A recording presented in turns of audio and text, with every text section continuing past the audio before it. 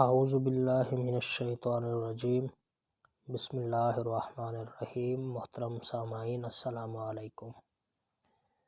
بخاری شریف کی حدیث نمبر 1 ہے، آپ صلی اللہ علیہ وسلم فرما رہے تھے کہ تمام اعمال کا دارومدار نیت پر ہے، اور ہر عمل کا نتیجہ ہر انسان کو اس کی نیت کے مطابق ہی ملے گا۔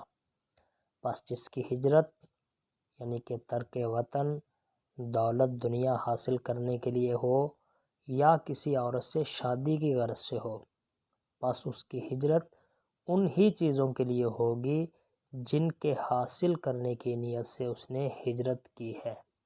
اللہ رب العزت ہمیں حدیث رسول پاک صلی اللہ علیہ وسلم پر عمل کرنے کی توفیق عطا فرمائے۔ السلام علیکم۔